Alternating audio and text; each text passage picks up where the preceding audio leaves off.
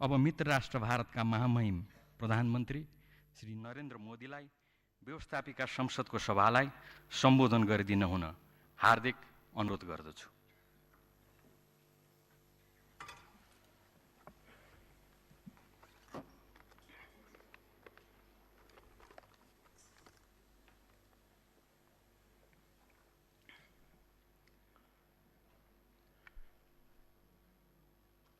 माननीय श्री सुभाष नेम्बांग पार्लियामेंट के स्पीकर श्री एवं माननीय सांसदगण और आदरणीय सभागृह,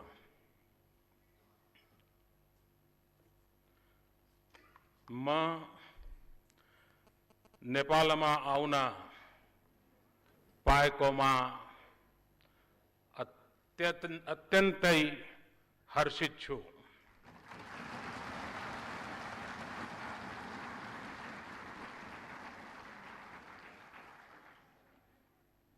धैर्य धैर्य वर्ष अघि एक पथिक या तीर्थालु को रूप में मैं यहाँ आएको थिए।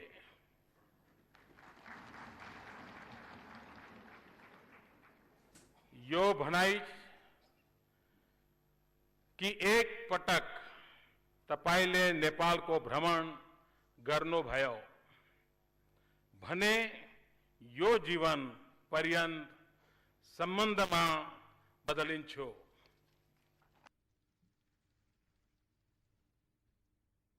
प्रथमतः यस सुंदर देश को साथी को रूप में मैं फेरी फर्के आएको छु। भारत को प्रधानमंत्री को हैसियत में पुनः आउन पाउँदा वास्तव में मैले भाग्यशाली महसूस गर्छु।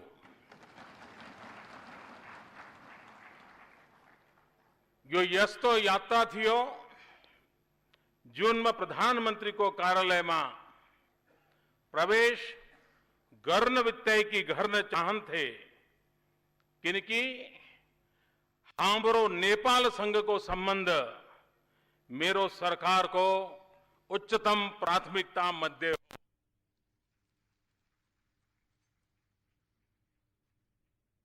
निमंत्रणा गर्नु भएकोमा म सरकार र नेपाल का जनतालाई धन्यवाद दिन चाहन्छु। म सँगै मैले 125 करोड़ भारतीय जनता को माया, शुभकामना र सद्भावना लिएर आयो छु।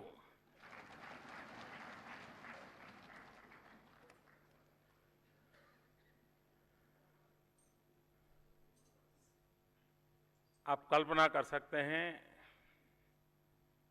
कि पल मेरे लिए कितने गर्व की पल है, क्योंकि आपकी संसद में मैं पहला मेहमान हूं जिसको आपने बुलाया है और संबोधन करने का अवसर दिया है। ये सम्मान सिर्फ नरेंद्र मोदी का या भारत के प्रधानमंत्री का नहीं, ये 125 करोड़ भारतीयों का सम्मान है। मैं इसके लिए आदरणीय स्पीकर जी का और आप अभी सभी सदस्यों का हृदय से आभार व्यक्त करता हूं। भारत और नेपाल के संबंध उतने ही पुराने हैं जितना हिमालय और गंगा पुराने हैं।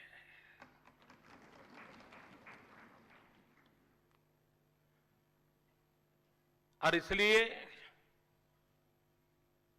हमारे संबंध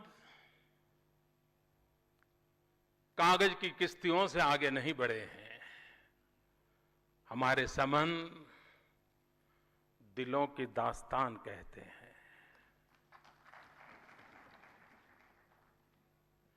जन जन के मन के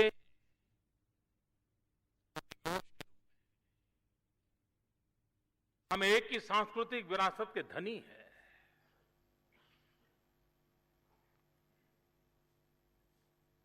मैं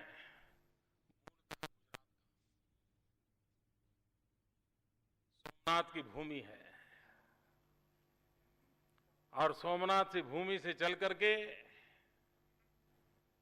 मैं राष्ट्रीय राजनीति का फलक काशी विश्वनाथ की छत्र छाया में मैंने प्रारंभ किया, काशी से किया और आज पशुपतिनाथ के चरणों में आकर के खड़ा हुआ हूं।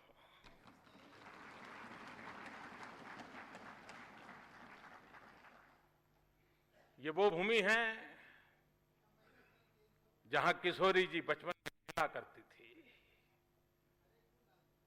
और आज भी हम जनक का स्मरण करते हैं।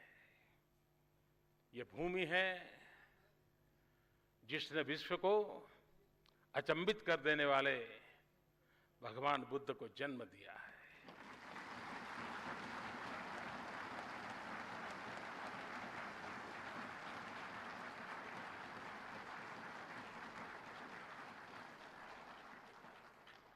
ऐसी एक सांस्कृतिक विरासत की धनी है और इसलिए और जब मैं काशी का प्रतिनिधि बन गया तो मेरा तो नेपाल से नाता और जुड़ गया, क्योंकि काशी में एक मंदिर है जहां पुजारी नेपाल का होता है और नेपाल में पशुपतिनाथ है जहां का पुजारी हिंदुस्तान का होता है।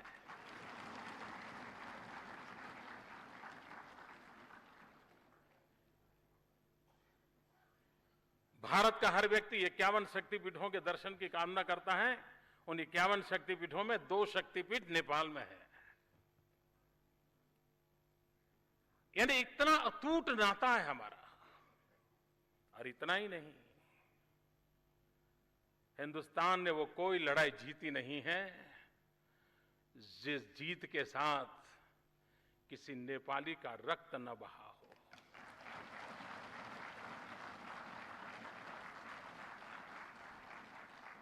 किसी नेपाली ने शहादत न मोली हो।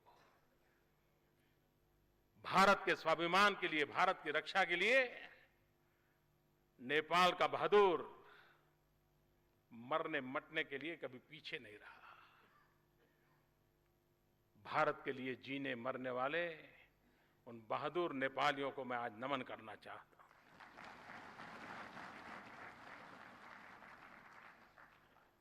भारत की सेना के फील्ड मार्शल एक बहुत बढ़िया बात बताते थे।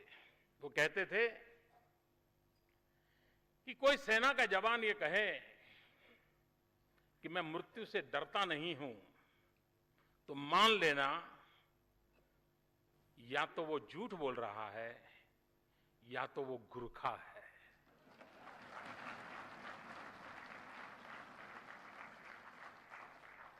अगर गुरखा कहता है कि मैं मौत से नहीं डरता हूं, मतलब सच्चाई है। ये बात फील्ड मार्शल मानेक शॉ ने कही थी। ऐसी ये वीरों की भूमि है, सांस्कृतिक धारा है। और आज मैं कह सकता हूं, नेपाल के नागरिकों की नहीं, लोकतंत्र में विश्वास रखने वाले पूरे विश्व का ध्यान नेपाल की तरफ केंद्रित हुआ है। और नेपाल की तरफ केंद्रित हुआ है मतलब इस सभागृह में बैठे हुए आप सब पर केंद्रित हुआ है। लोकतंत्र में विश्वास करने वाला पूरा विश्व आज आपकी तरफ देख रहा है, बड़ी आशा भरी नजरों से देख रहा है। आपको लगता होगा बैठ करके संविधान के निर्माण की चर्चा कर रहे हैं, भिन्न भिन्न धाराओं की चर्चा कर रहे हैं, समाज के भिन्न भिन्न वर्गों के हितों के कल्याण की चर्चा कर रहे हैं। इतना नहीं है। संविधान के निर्माता के रूप में आपको यह सौभाग्य मिलना, उस घटना को मैं अगर और तरीके से देखूं, हम जिस परंपरा से जीते हैं, कभी कुछ ऋषि मन ने वेद निर्माण किए, किसी ने उपनिषदें निर्माण की, किसी युग में संहिताओं का निर्माण हुआ, और जिसके प्रकाश में हजारों साल से हम अपना जीवन निर्वाह और आयोजन करते रहते हैं। उसी कड़ी में आधुनिक जीवन में राष्ट्र का संविधान भी एक नई संहिता के रूप में जन्म लेता है। नए युग को दिशा दर्शन देने का काम संविधान के माध्यम से होता है, जो किसी जमाने में ऋषियों ने वेद के द्वारा, पुराणों के द्वारा, संहिता के द्वारा किया था। एक प्रकार से आप नई संहिता लिख रहे हैं। और इसलिए ये सौभाग्य प्राप्त करने वाले आप सबको मैं हृदय से अभिनंदन करना चाहता हूं, बधाई देना चाहता हूं।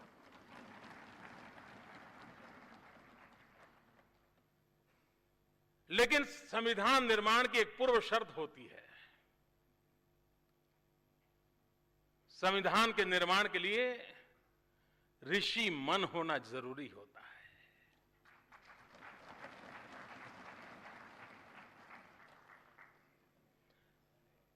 वो मन जो दूर का देख सकता है, वो मन समस्याओं का अंदाज लगा सकता है, और वो मन आज भी उन शब्दों में अंकित करेगा जो 100 साल के बाद भी समाज को सुरक्षित रखने की, समाज की विकास यात्रा को आगे बढ़ाने की कोशिश करेगा।